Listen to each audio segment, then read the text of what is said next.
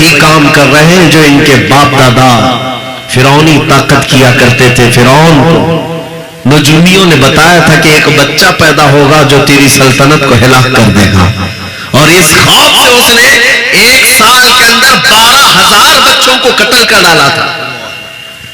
نجومیوں نے بتایا تھا فرعون کے خواب کی تعبیر میں 12,000 بچوں کو قتل کر ڈالا، لیکن جو بچہ اس کی سلطنت کو ہلاک کرنے والا تھا وہ موسیٰ علیہ السلام تھے. پیدا بھی ہوئے اور فرعون کے گھر میں ہی اللہ نے ان کو پالا. آپ کو پتا ہے، تفسیر اٹھا کر کے دیکھ لیں، جب حضرت موسیٰ علیہ السلام کی ماں ان کی ولادت کا وقت قریب آیا تو تہخانے میں گئی، بیٹا پیدا ہوا. حالات ایسے تھے کہ فرعون جو بھی بچہ پیدا ہوتا ذبح کر دیتا تھا. قرآن میں آیا یذبحون ابناءہم ویستحیون نساءہم، لڑکی پیدا ہوتی تو زندہ چھوڑ دیتے تھے، بیٹا پیدا ہوتا تو ذبح کر دیتے تھے. اب موسیٰ علیہ السلام جب پیدا ہوئے تو کیا کیا؟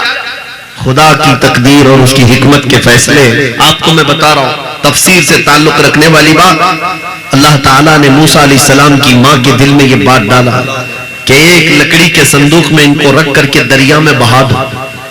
وَرَبَطْنَا عَلَىٰ قُلُوبِهِمْ، اللہ تعالیٰ فرماتا ہے کہ ہم نے ان کے دل کو باندھ دیا، مضبوط کیا. کس کو؟ حضرت موسیٰ کی ماں کو. انہوں نے ایک صندوق میں موسیٰ علیہ السلام کو رکھا اور دریا میں بہا دیا.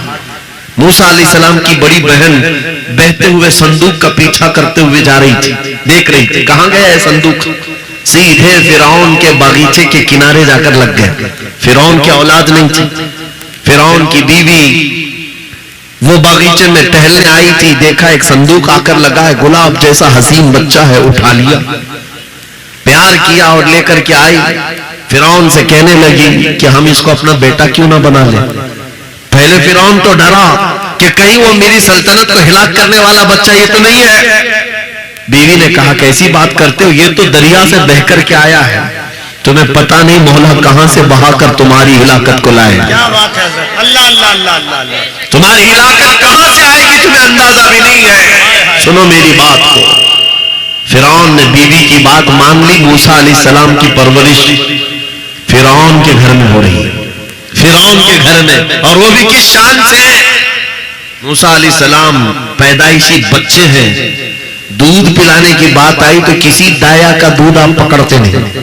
موسیٰ علیہ السلام کی بہن بھی وہاں کھڑی سب دیکھ رہی تھی. فرعون کی بیوی سے کہا میں ایک دایا کو جانتی ہوں جس کا دودھ ہر بچہ پکڑ لیتا ہے. کہا بلا لاؤ، ہم شاہی خزانے سے اسے انعام بھی دیں گے. وہ گئی اور اپنی ماں کو لے آئی، اپنی ماں کو لے آئی. موسیٰ علیہ السلام اپنی ماں کے گود میں گئے، جیسے ہی سینے سے لگایا دودھ پینے لگ گئے. بادشاہت میں خوشی، اور موسیٰ علیہ السلام کی ماں کو انعام و اکرام بھی دیا گیا. ہر بچے کی پرورش کے لیے موسیٰ علیہ السلام کی ماں کو فرعون کے گھر میں رکھا گیا. تمہیں پتا ہے رب تبارک و تعالیٰ کی حکمت کے فیصلے. وَمَكَرُوا وَمَكَرَ اللَّهُ وَاللَّهُ خَيْرُ الْمَاكِرِينَ. میرا رب فرماتا ہے کافر منصوبہ بناتے ہیں اور اللہ خفیہ تدبیر کرتا ہے، اور رب کی خفیہ تدبیر غالب آتی ہے. موسیٰ علیہ السلام جوان ہوئے فرعون کے گھر میں، فرعون کے گھر میں جوان ہوئے. اس کے بعد پھر آپ نے جب اپنی نبوت کے بعد دعوت حق پیش کی تو فرعون جانی دشمن ہوا. اس کے بعد جو حالات ہوئے آپ کو پتا ہے. فرعون موسیٰ علیہ السلام کو مارنے کے لیے پوری فوج لے کر پیچھے نکلا. موسیٰ علیہ السلام سمندر میں چل کر کے آگے گئے، راستے آپ کے لیے کھل گئے. فرعون بھی اسی راستے پر آیا. اللہ فرماتا ہے کہ ہم نے سمندروں کو ملا دیا، غرق کر دیا فرعون کو. ایک چھوٹی سی تاریخ میں آپ کو بتا رہا ہوں، 12,000 بچوں کا قتل کیا اس ڈر سے کہ مجھے ہلاک کرنے والا بچہ نہ پیدا ہو. لیکن جو بچہ تیری سلطنت کو ہلاک کرنے والا تھا وہ تیری ناک کے نیچے پرورش پا رہا تھا. آج ان ظالموں نے غزہ کے ہزاروں بچوں کو صرف اس لیے مارا ہے کہ یہ بڑے ہو کر کے مجاہد نہ بن جائے، یہ بڑے ہو کر کے ہمیں آنکھ دکھانے والے نہ بن جائیں. اور باضابطہ سٹیٹمنٹ میں یہ کہتے بھی ہیں ان بچوں کو قتل کرنے سے ہمیں کوئی خوف نہیں، کوئی آپتی نہیں ہے، کوئی تکلیف نہیں ہے، اس لیے کہ بڑے ہو کر کے یہ ہمیں آنکھ دکھانے والے بنیں گے. یہ درد ہمارا بتا رہا ہے کئی ہزار بچوں کو بھی تم قتل کر لو، لیکن تم اللہ کی اس حکمت سے غافل ہو، ظالم ہو۔ وہ عن قریب پیدا ہوگا جس کو دنیا صلاح الدین کہتی ہے، وہ عن قریب ہوگا۔ میرے عزیزو، آج کے نوجوانوں سے میں یہ کہتا ہوں، تمہارے دور میں بھی یہ ڈرا سہما ہوا جو ماحول ہے، لوگ بنانے کی کوشش کر رہے ہیں، ابھی دیکھنا اور حالات خراب کیے جائیں گے۔ ہماری حکومت آئے گی تو مسجدوں کو توڑ ڈالیں گے، مدرسوں کو توڑ ڈالیں گے۔ ان ظالموں کو لگتا ہے تمہارے سارے بلڈوزر میں ہی طاقت ہے، کیا بات ہے، صرف طاقت اسی کا نام ہے۔ راج مل جائے، تخت مل جائے، اس وقت کچھ لوگوں کے اوپر ظلم کرنا آسان ہے، جس طرح چنگیز نے بھی کیا، ہلاکو نے بھی کیا، بڑے بڑے ظالموں نے کیا ہے، اور ان کا حشر بھی تمہیں معلوم ہونا چاہیے۔ انشاءاللہ وہ وقت آئے گا جب خس و خاشاک کی طرح تم بہا دیے جاؤ گے، اخباروں میں تمہارا نام تک نہ ہوگا، اور اگر کچھ باقی رہے گا تو کیا رہے گا؟ نہ گھبراؤ مسلمانوں، ابھی خدا کی شان باقی ہے، ابھی اسلام زندہ ہے، قرآن باقی ہے۔ یہ ظالم کافر کیا سمجھتے ہیں جو روز ہم سے الجھتے ہیں؟ ارے ابھی کربلا کا آخری میدان باقی ہے۔ نعرہ تکبیر، نعرہ رسالت، محافظ ناموس رسالت، مسلک اعلی حالت۔ واہ واہ، نوجوانوں، اس یقین کے ساتھ اور ایمان کے ساتھ اپنی زندگی کو آگے بڑھاؤ۔ خدا را میں تم سے کہتا ہوں، اگلے دنوں کے بعد جب تمہارے امتحان کا وقت آئے گا، ہر استاد اپنے بچے کو امتحان کی تیاری کرا رہا ہوتا ہے، بیٹا سوالات ایسے آئیں گے، ٹائم اتنا ہوگا، اسکواڈ بھی ہوں گے، چیک کرنے والے ایگزام ہال میں بار بار آئیں گے، تمہیں دیکھیں گے۔ اس وقت تم خوف سے اپنے ہاتھ میں کپ کپی نہیں پیدا کرنا، دل کو جمانا اور اپنا امتحان مکمل کرنا، یہ ہر استاد اپنے بچوں کو ترقیم کرتا رہتا ہے۔ عزیزان گرامی وقار، اس منبر نور سے میں آپ کو اس بات کی تلقین کر کے جاتا ہوں، امتحان کی گھڑی ان قریب آنے والی ہے، آپ کے ساتھ بھی، اور جو امتحان تمہارا ہوگا وہ استقامت کا امتحان ہوگا، تمہارے ایمان پر جمے رہنے کا، تمہارے ڈٹے رہنے کا امتحان ہوگا۔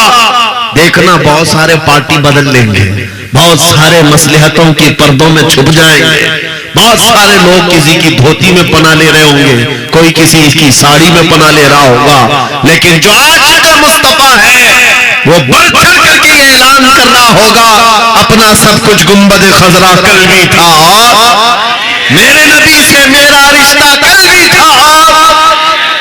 بس اس بات کے ساتھ تمہیں جمے رہنا ہے، یقین کے ساتھ، اعتماد کے ساتھ۔ عزیزان گرامی وقار، کون سی ایسی طاقت ہے، کون سی ایسی قوت ہے جس نے اسلام کو ختم کیا یا ختم کرنے کی طاقت رکھتی ہے؟ اللہ کریم جل شانہ خود قرآن پاک میں فرماتا ہے، یریدون لیطفئوا نور اللہ بافواہہم ویأبی اللہ الا ان یتم نورہ۔ اللہ فرماتا ہے یہ ظالم اپنے منہ کے پھونکوں سے اسلام کے چراغ کو بجھانا چاہتے ہیں، اور اللہ تبارک و تعالیٰ اس چراغ کو مکمل کر کے رہے گا۔ دین اسلام، ابھی آپ سن رہے تھے، اسلام تھا، اسلام ہے، اس کے ساتھ کچھ نہیں ہونا ہے، آپ کا امتحان ہونا ہے۔ ہمارے مرنے کے بعد اللہ تعالیٰ اس دین کی حفاظت کے لیے اوروں کو پیدا کرے گا۔ وہ قادر مطلق چاہے تو سخت جانی دشمنوں سے بھی ایمان والے پیدا کر سکتا ہے۔ ہاں، یہ بات یاد رکھیے آپ، تتاری جنہوں نے بغداد کو ہلاک کر کے رکھا تھا، رب تبارک و تعالیٰ نے انہی کے سینوں میں ایمان کی دولت دی اور وہ محافظ اسلام بن گئے۔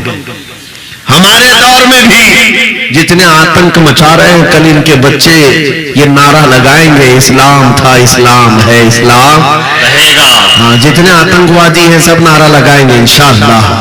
آپ انتظار کریں اس بات کا، لیکن تم اپنے امتحان میں جمے رہو، ڈٹے رہو۔ اگر تم نے نبی پاک صلی اللہ علیہ وسلم کے اس دین کے ساتھ، اس شریعت کے ساتھ ناانصافی کی تو کل میرے آقا کو کیا جواب دو گے؟ کل میدان قیامت میں تمہیں کھڑے ہونا ہے، حضور پاک صلی اللہ تعالیٰ علیہ وسلم کی بارگاہ میں جواب دینا ہے۔ اگر میرے آقا نے پوچھ لیا کہ جس وقت میری شریعت پر حملے ہو رہے تھے، جس وقت میرے دین کو کتے نوچنے کی کوشش کر رہے تھے، اے نوجوان بتا تو میری سنتوں کے ساتھ کتنا عمل کر رہا تھا، تم کیا جواب دو گے؟ آقا میں آپ کی داڑیاں نکال کر کے گٹر نالیوں میں پھینکتا تھا، میں یہودیوں اور عیسائیوں کے طریقوں پر چلتا تھا، کیا تم نبی پاک کو یہ جواب دو گے؟ آقا رات بھر میں گانے سن کر کے سوتا تھا، صبح فجر کی نماز قضا کرتا تھا، یہ جواب دو گے؟ کیا جواب دو گے؟ آپ کے پاس اگر جواب نہیں دینے کی طاقت ہے تو آج ہی بدل ڈالو، زندگی بدل ڈالو، آج انقلاب لے آؤ۔ دیکھنا میں اکثر یہ باتیں کہتا ہوں، نہ میں چاقو چھری کی بات کرتا ہوں، یہ تو شاعر لوگ تلوار اٹھانے کی بھی بات کرتے ہیں، ہاں یہ کہتے بھی ہیں سمجھوتا نہیں ہوگا تلوار اٹھ جائے گی، میں تو تلوار کی بھی بات نہیں کرتا۔ ارے پلاسٹک کا بلیڈ بھی رکھ لو تو کل کو ہم کو آتنکوادی گھوشت کر دیں، بم بارود بندوق کسی چیز کی بات نہیں کرتا، صرف اتنی بات کرتا ہوں نبی پاک کے عشق میں ملبوس ہو کر تم صرف راستوں میں چلتے پھرتے رہو گے، تمہاری چلت پھرت سے کئی کیڑے یوں ہی مر جائیں گے۔ حضور پاک کی سنتوں میں وہ دم ہے، وہ اثر ہے، تمہاری چلت پھرت سے کئی کیڑے پناہ ہو جائیں۔ بات صرف اتنی ہے، دیوار کیا گری میرے خستہ مکان کی، لوگوں نے آنے جانے کا راستہ بنا لیا۔